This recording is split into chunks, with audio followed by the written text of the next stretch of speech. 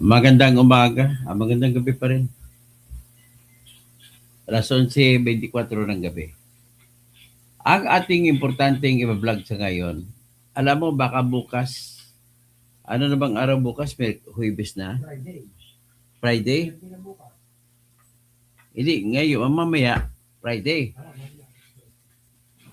Magkasubukan mamaya ang Iglesia ni Cristo at si Boying Rimulya. Kasi sabi ni Boying Rimulya, isasampa na this week ang kaso na plunder laban kay Rimulya. No, isasampa na daw, magkasubukan. So, pero bago sa magkasubukan, mag-music muna tayo.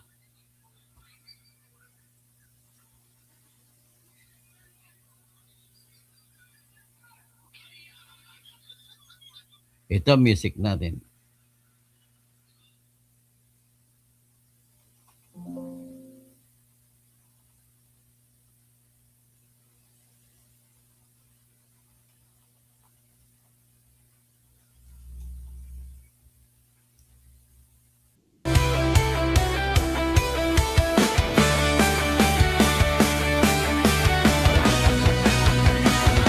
Sa Pilipinas, kilala ang tindi.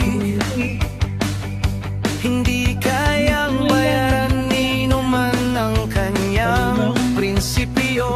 Kapag may inaapi, siya ang nariyan. Kapag may bayaran, siya ang hadlang.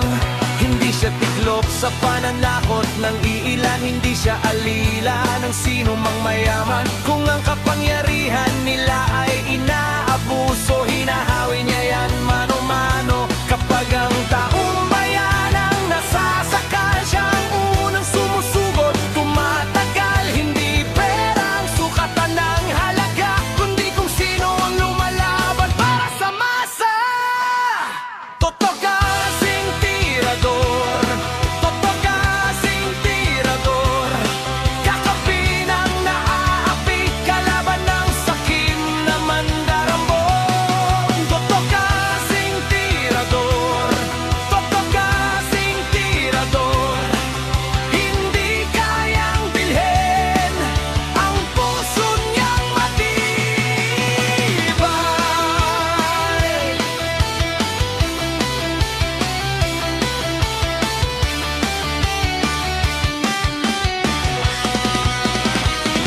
Mga magnanakaw sa pondo ng bayan, nanginginig kapag siya ang Yan, mga Rabi. nandyan. Romel Vincent. Bawat piso, bawat sentimo, kailangang sagutin sa mata ng tao. Walang ngiti para sa mandarambong walang pwesto, para sa sumisipsip kapag ang hustisya ang pinag-uusapan. Siya ang bantay sa gitna ng laban. Kung may nilulunod ang kasinungalingan, siya ang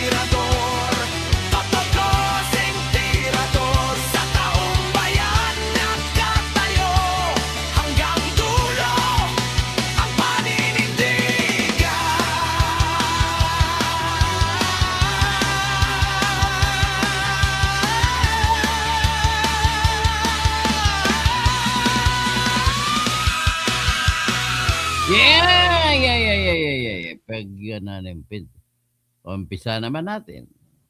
Sara, Sara, wala nang iba. Sara, Sara lang pag-asa. Sara, Sara, siya lang makapakulong. Mga kontraktor ubusin niya. Si BBM Sandro ikulong niya. Si Tamba Zaldi ikulong niya. Tapang at malasakit ibalik para bayan ay manahimik. Durugin ang sindikato sa korte, sa DPUA, sa DS Void, sa PhilHealth. Okay, one more song.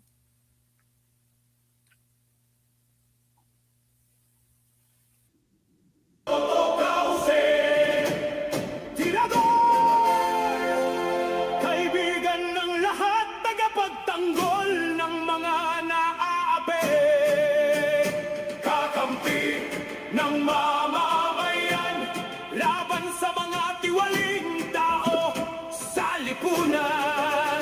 Totoo mirador, walang sinisino, mabuting kaibigan, mahirap na kaaway. Walang takot, isigaw ang katotohanan. Buhay niya ay tataya para sa inang bayan. Toto Kausing, tirador, kaibigan ng lahat, tagapagtanggol ng mga naaapi. Kakampi ng mamamayan, laban sa mga tiwaling tao sa lipunan. Con Banwa. Mirador, walang sinisino, mabuting kaibigan, mahirap na kaaway. Walang takot, isigaw ang katotohanan. Buhay niya ay tataya para sa inang bayan. Maya Pabingi, Merle.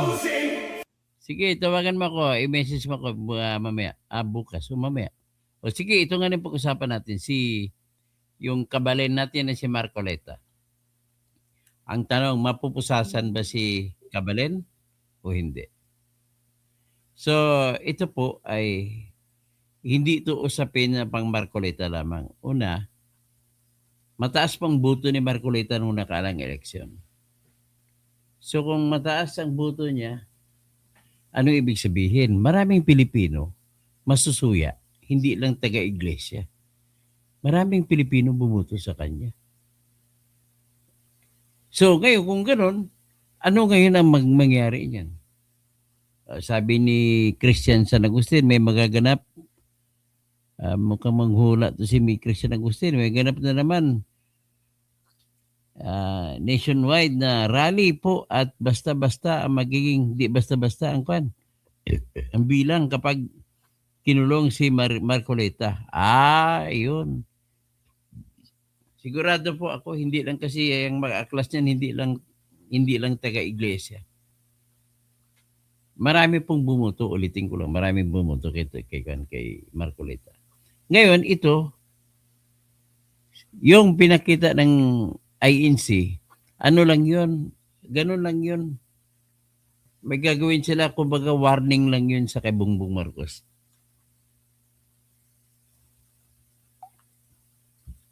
Ladies and gentlemen, ang utak talaga sa lahat nito ay si Bongbong Marcos. Si Sandro at si Bongbong Marcos. Bakit naman? Anong pakialam ni Bongbong Marcos? At bakit kailangan niya?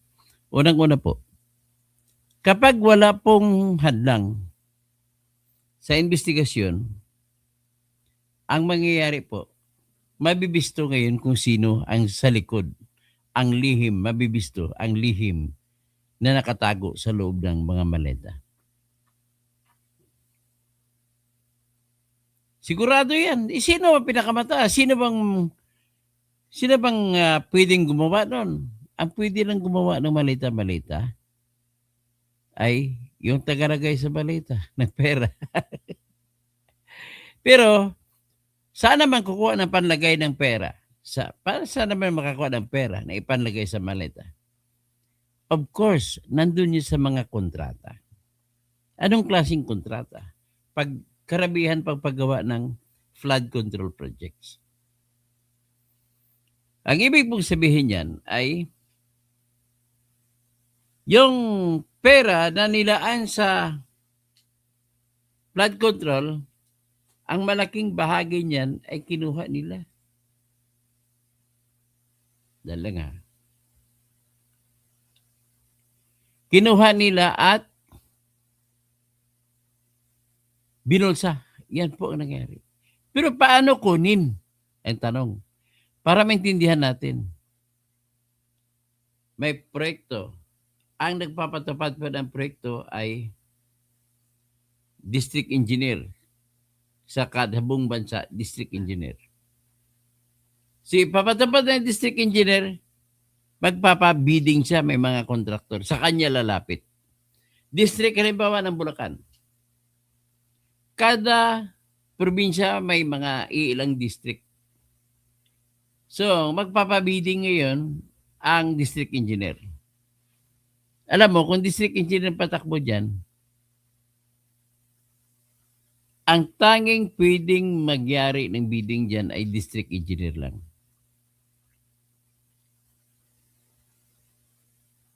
So, ibig sabihin, pag ayaw ng district engineer, walang mangyayari na dayaan sa bidding. Yung dayaan sa bidding po, yan po ang ugat ng lahat ng mga flood control na mga lumabas na nagkaroon ng flood control na hindi na itayo. Oh, yan po ang bidding ang pinag-umpisahan dyan. So kung bidding ang pinag-umpisahan, ang ibig sabihin po ay lumubag ang bidding. Kasi kung tama po ang bidding, kung labanan ng husto, pabagsakan ng presyo yan.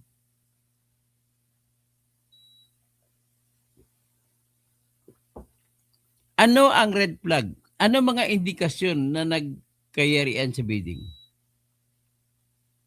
Merly sa Sonbing, isa sa mga indikasyon po, Marilyn Bundok, ay ganito, si Christian San Agustin. Warning talaga yun kasi, so tama ako, no? Tama ako, Christian San Agustin. Talagang warning lang yun. So, Zeni Mandalastas, the government run by Satan. Mga satanas na nga naman dyan lahat eh. Si katud ako, sana pinabayaan na lang ang flood control na yan tuloy. Ngayon, daming mga nasa construction, walang trabaho. Daming walang trabaho. So ngayon, dahil madaling lukuhin ang construction, kaya nagkaroon ng kita-kita. At kaya nagkaroon ng kita-kita, may lakas loob pa ang iba. Huwag na lang gawin. Yan sana ang mga misyon ni Marcoleta.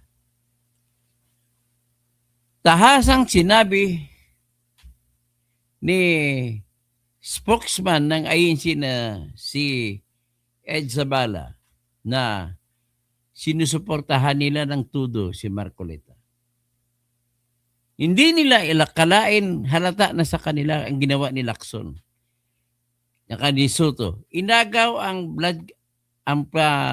flood control na investigation sa pamamagitan ng pagkuha ng Blue Ribbon Panel mula kay Marcoleta.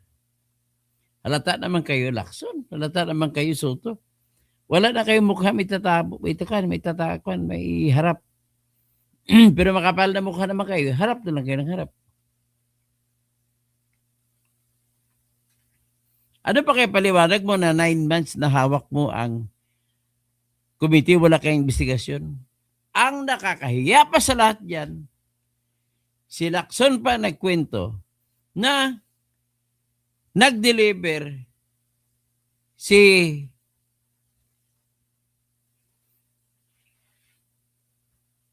ASIC or Yusek Adrian Bersamin ng pera worth 7 billion sa pamamagitan ng armored car. Armored car na dinala sa kanya ni Trigib Olaybar. Tapos binaniho niya, nagpalitan sila ng armored car. minaniho niya palabas at dinala kay BBM. Sabay text kay BBM, boss, okay na boss. Nakuha ko na. Sabi naman ni BBM, okay, good, be good.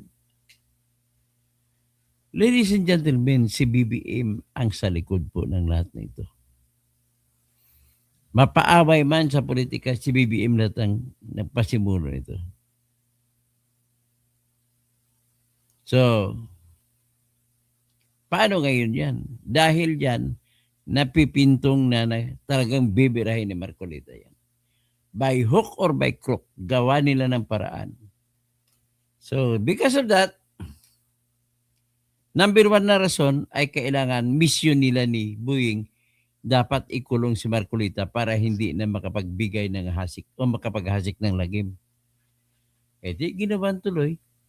Ang pinagbasihan yung campaign expenses na kinuwento niya, nakakuha siya ng donasyon galing kay Mike Defensor na 30 million na kumuha siya kay Joseph Espiritu ng 20 million. Kumuha siya kay Jonathan Biray ng 25 million. So, a total of 75 million. Okay. So, ngayon, ang tanong ngayon, nag-anunsyo na si Boying na itutuloy niya kahit na may rally ng iglesia. Itutuloy niya pagsampa ng kaso. Ngayon, ladies and gentlemen, sabi nga nila ni Kwan, bakit? Magsasampa lang naman ng kaso, korte naman magsasabi kung ano ang ebidensya. Yung justice, ay ibig sabihin yung sandigan ba na magsasabi. So bakit, ang argumento nila, bakit anong kinatatakutan ni Marcolita at saka ng INC? Kung talagang wala siyang kasalanan, bakit siya matatakot? Parang gano'n ang argumento. Ito naman po ang sagot yan. Alam naman ng INC, alam ni Marcolita bilang abogado, na ang pagsampa ng criminal case ng ombudsman sa Sandigan Bayan ay nirerespeto ng Sandigan Bayan. Total, umpisa lang naman yun. So anyway, sa ganitong pangyayari, ang tanong natin, nagsalita kasi si Marcolita na umamin siya na may 75 million siya na nakuha. Which is, yan po ang marka na honest talaga si Marcolita. Tapat siya. So kung honest siya, lumalabas dito, siya na ngayon ang nagiging biktima ng pagiging honest niya. Na tumanggap siya ng 75 million, ginamit niya sa kampanya lahat. Sinampahan siya ng kaso sa Comelec. Ang tawag, paglabag sa SOSI. Anong SOSI? Statement of Campaign Expenses and Expenditures. Campaign Expenses. SOSI. Statement of Campaign Expenses. Ayun ang SOSI, ibig sabihin. May kaakibat na kulong ito kung hindi ka magbibigay ng susi. At may parusa na hindi ka na pwede tumakbo sa sunod kung nalabag mong susi. So, ang nangyari, ang Comelec naman, inabsuelto si Marcolita sapagkat ang pera po ay binigay noong buwan ng Enero taong 2025 at wala pang campaign period.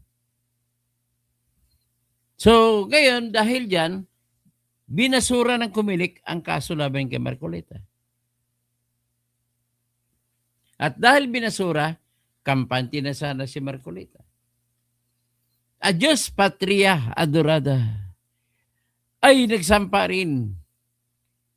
Ngayon, itong huli ng plunder, sila ni Remulla.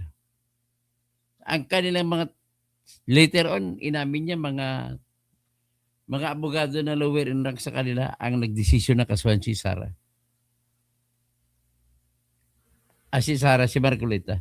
So, ano naman ang kagalingan na mapupunta sa kanila o sa grupo nila ni Boying kung kakasuhan si Marcolita. Ang kabutihan na makukuha na ay makukulong si Marcolita, so magiging 21 na lang ang senador. Divided by 3, that is 21. So times 2 ang 7 pala. Ang 7 times 2, 14 votes. So yun ang makukuha nila. Kaya nagpupursige sila na makulong si Marcolita. So, ang tanong ngayon, pag magsampa si Boying Rimulya, makukulong ba? Yan ang malaking tanong. Sagot! Hindi siya makukulong. Bakit? Natakot na ang justices na magdesisyon ng alanganin sa kaso laban kay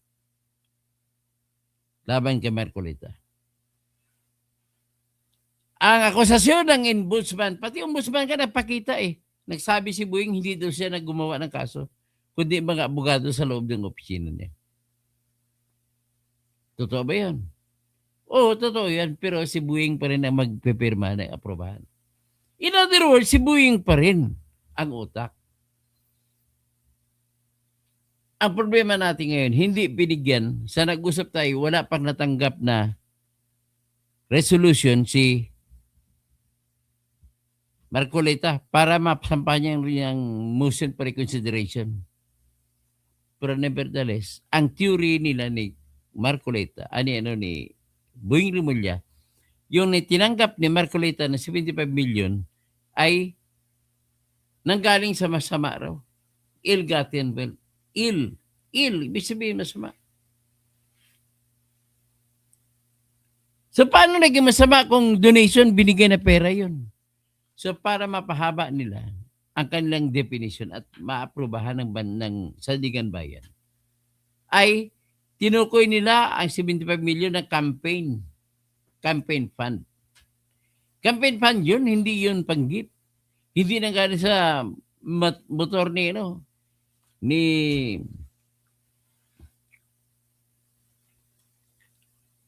Marcolita, kundi talagang binigay lang sa kanya. As pinaliwanag ko kanina, sa panahon ng tinanggap ni Marcolita ang 75 million, nagbayad naman sila ni Mike Defensor, Joseph Espiritu, at si Aristotle Biray ng buwis sa pag-donate. So, ibig sabihin, malinis. So, paano mo ngayon sabihin na ill-gotten ang isang pera na kung saan ang binigay, nagbayad pa ng buwis? Makitid lang talagang utak nila ni Boying. Given by the reason of his political office. Not political, but office niya. Sapat na ba yun? Kung ako tanungin nyo, hindi po. Hindi lahat ng pagbibigay sa congressman ay bawal. Besides, walang kasamang kontrata. In other words, shortcutin na lang natin, ay talagang mananalo si Marcolita rito. Pangalawa, walang tinatawag na mens rea. Walang intensyon na personal. Na tirahin kami, halimbawa, o tirahin si Marcolita o ano. So, sabi nila ni Boying, yung pagtanggap pa lang ni Marcolita ay pasok na, shot na sa banga. Ang sagot ko naman dyan ay inanalyze ko na yan. Ang lahat po na pera na ibinigay ay kailangan may sabit. Kailangan may pakay. So kung may pakay, walang problema. Kailangan patunayan din ang ebidensya na pakay. Ang problema pakay na sa loob ng utak. Kahit na buksan mo pang ulo ng tao, hanapin sa utak, wala ka rin makikita. Yan ang wonder of God. So, ngayon, dahil tutukuhin nila yung pera na pribado, ay bawal ko na magtumanggap ang empleyado o sinong opisyal ng pera. Pero dapat por Diyos por Santo. Tingnan ninyo sa anggulo na mens rea. Ano ibig sabihin mens rea? May intention ba siyang gumawa ng krimen? Yan ang tanong. So nung tinanggap pa niya, ano ang krimen na maaari niyang malabag? Katatanggap niya lang. Samantala yung nagbigay ni Ricardo ay nagbayad pa ng tinatawag na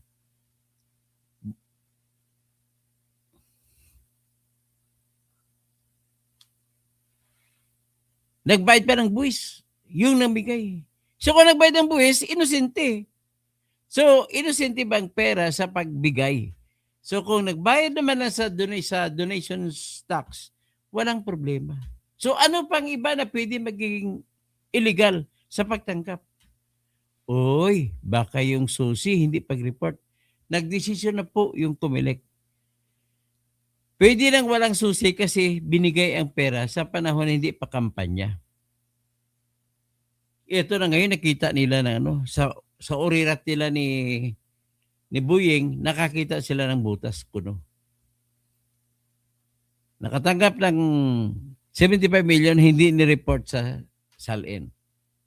At bakit hindi ni-report sa SALN? Ay karapatan naman ni Marcolita yan. Bakit? Wala namang napunta na pera sa kanya.